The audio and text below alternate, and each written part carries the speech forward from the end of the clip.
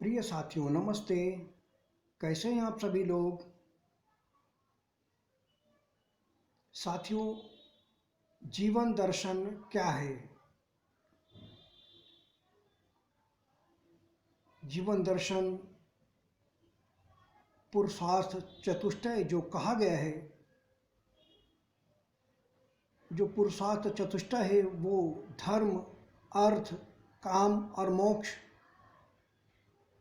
ये जो मानव के लक्ष्य हैं, धर्म, अर्थ, काम और मोक्ष, इसी को पुरुषार्थ चतुष्टय कहा गया है। और यही प्रमुखता से मानव का लक्ष्य होता है। आप लोग कैसे हैं? बहुत बहुत आशीर्वाद आप सभी को।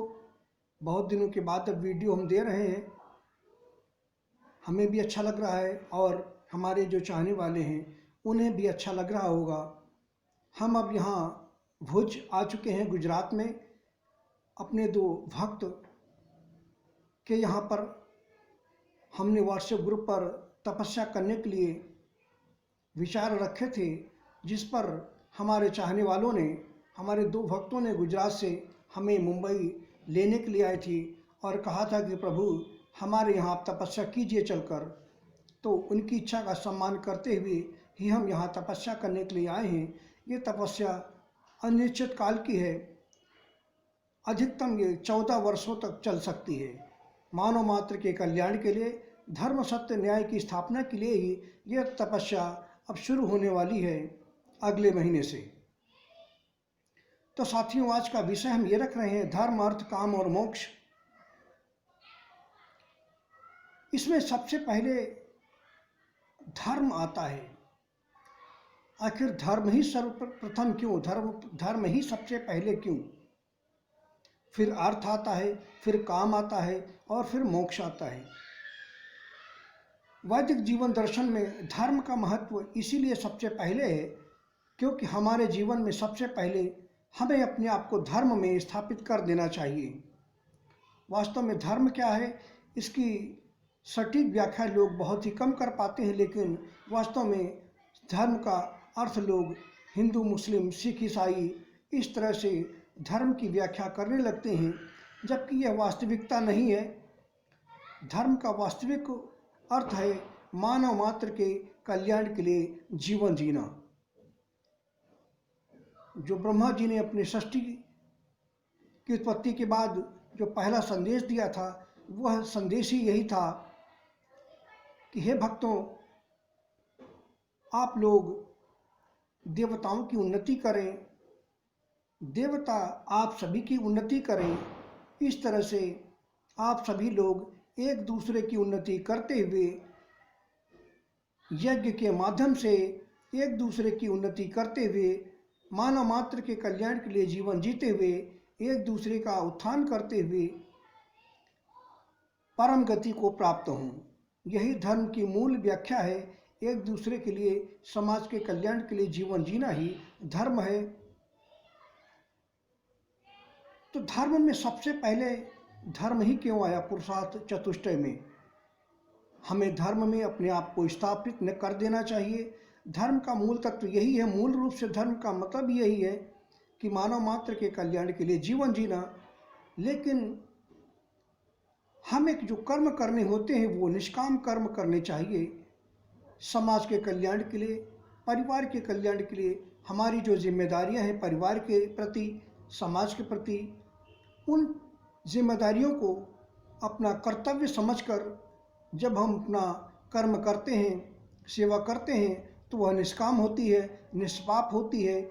इसी को मूल रूप से निष्काम कर्मयोग भी कहा जाता है।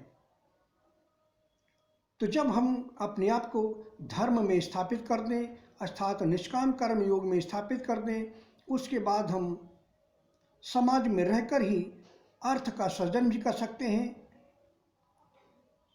और अर्थ का सृजन करते हुए अपने जीवन का, अपने परिवार का निष्काम भाव से पालन पोषण करते हुए हमें फिर विवाह करना चाहिए, काम की प्राप्ति करना चाहिए।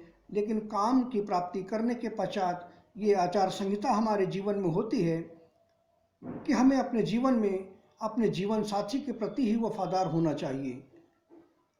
हमें ऐसा जीवन जीना चाहिए, हमें काम का तो भोग करना चाहिए, लेकिन हमारा जीवन ऐसा होना चाहिए कि जिसमें काम सिर्फ हमें अपने जीवन साथी से ही प्राप्त करना चाहिए। अर्थात शादी से पहले और शादी के बाद भी जीवन साथी के प्रति वफादार रहना ही ये आदर्श काम सिद्धि है। और हमें तीसरे स्टेप में विवाह करना चाहिए और विवाह करके जीवन का आनंद लेना चाहिए और अपने जीवन साथी के प्रति वफादार हमेशा रहना चाहिए। यह एक आदर्श काम है। और उसके बाद जब हम इन तीनों निष्काम कर्मियों की प्रक्रियाओं से चलते हुए जब आगे बढ़ेंगे तो फिर हमें मोक्ष की प्राप्ति स्वतः ही अपने आप हो जाती है। निष्काम कर्मियों का पालन करते हुए धर्म अर्थ काम को हमें प्राप्त करना चाहिए, जो हमारे समाज के प्रति, मानव के प्रति, अपने परिवार के प्रति जो जिम्मेदारियां हैं, उन जिम्मेदारियों से हमें कभी नहीं भागना चाहिए और उन जिम्मेदारियों का निर्वहन हमें हमेशा करते रहना चाहिए। हमारे जो माता पिता के प्रति कर्तव्य हैं, जो पत्नी के प्रति कर्तव्य हैं, जो परिवार के प्रति कर्तव्य हैं, उनका पालन करते हुए हमें निष्काम कर्मियों का पालन करते हुए हमें परम पद की प्राप्ति होती है। हमें ईश्वर का भी इसी तरह से अद्वैत भक्ति, अद्वैत प्रेम के माध्यम से, अनन्य प्रेम के माध्यम से ही हमें ईश्वर को प्राप्त करना चाहिए। ये कोई ज़रूरी नहीं है कि हम मोक्ष को प्राप्त करने के लिए तपस्या का मार्ग, हिमालय का ही मार्ग अपनाएं, संन्यास का मार्ग ही अपनाएं। हम समाज में रहकर भी अपने जीवन का लक्ष्य प्राप्त कर सकते हैं, अपने परम पद को प्राप्त कर सकते हैं। निष्काम कर्म योग से जो हमारी शरण में अनन्य भक्ति करता है, अनन्य प्रीति करता है, उसे मैं परम पद, परम मोक्ष की प्राप्ति दिलाता हूँ, जो मुझ में एकाकार हो जाता है, जो अद्वैत हो जाता है और ये समझता है कि मैं सिर्फ अपना कर्तव्य कर्म कर रहा हूँ, इसके सिवा और कुछ भी नहीं। निष्काम भाव से, अनासक्त भाव से जो अपना कर्तव्य कर्म करता है वह ईश्वर को प्रिय होता है, वह हमें अत्यंत प्रिय होता है और वह मोक्षगामी होता है, मेरे परम पद को प्राप्त होता है। तो आज के साथियों, हमने धर्म, अर्थ, काम और मोक्ष, निष्काम कर्म योग, अनन्य भक्ति, अनन्य प्रेम, इनके बारे में आज आप लोगों को बड़ी आसानी से बताया है। आप लोग अगर इसका पालन करेंगे हमारे इस बताए हुए मार्ग का, तो निश्चित रूप से आपको कहीं भटकने की आवश्यकता नहीं पड़ेगी। धन्यवाद साथियों।